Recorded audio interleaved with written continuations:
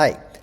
So here we're going to do a simple exercise where we're going to write a program where we ask the user to enter a number.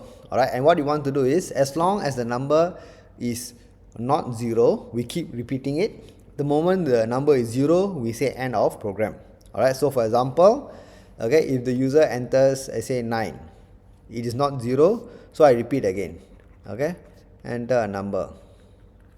Okay, he gives in 23. Again, it's not 0, so enter a number. Okay, enter a number. Okay, 1. Again, not 0. So this process will keep repeating, and we do not know how many times it will repeat. Okay, and the only time when you stop is when you ask the user to enter a number and the person enters 0, then we stop and then we say end of program.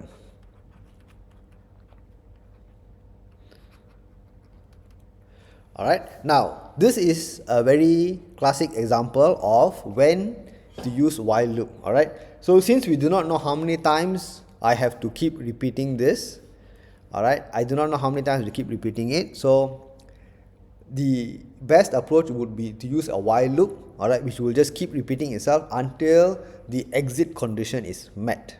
Alright, so let's draw a flowchart, alright, to better understand. So the first thing we're going to do is we're going to ask the user to enter a number. Okay, enter a number, and then what we're going to do, we are going to check if the number is not equal to 0.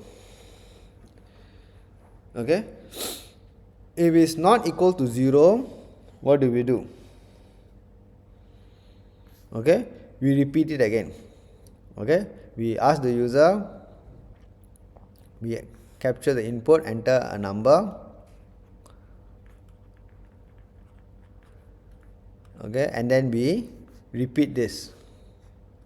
So as long as it is true, okay, it's not equal to 0, I keep repeating it.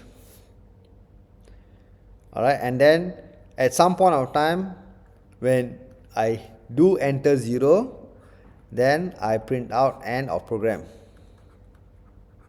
Okay, end of program, and then I end it. Okay, so this is the general idea of how the flowchart will look like. Alright, so now let's translate this to the code. Okay, so the first thing we're going to do is we're going to ask the user, okay, we're going to capture the user input, num equals to integer input, enter a number. Alright, and we're going to saying while num is not equal to 0. So as long as the number is not equal to 0, I repeat this again.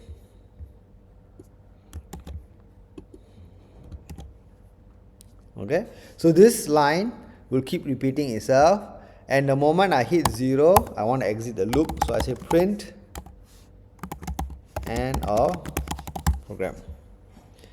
Okay, so this first line, okay, so let me copy this code over here and explain to you what is happening.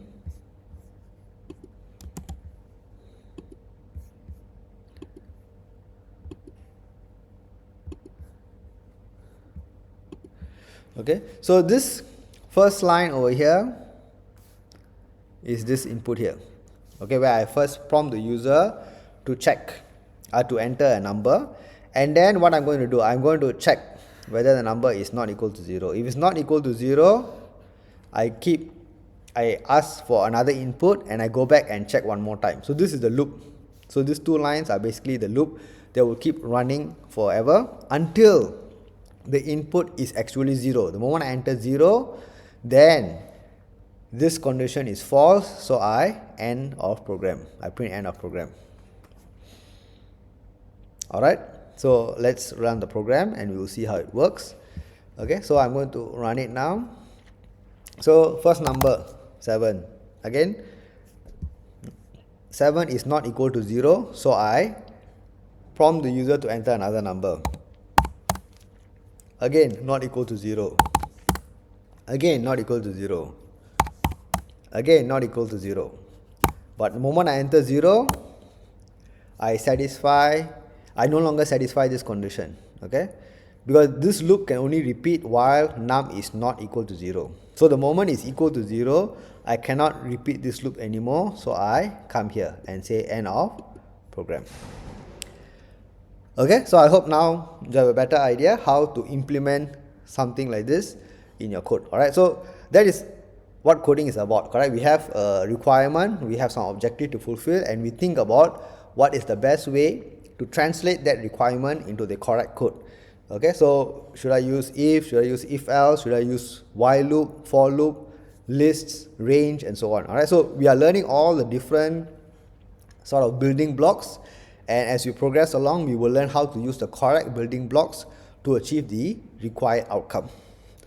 Alright, so thank you for watching. I'll see you in my next video. Bye.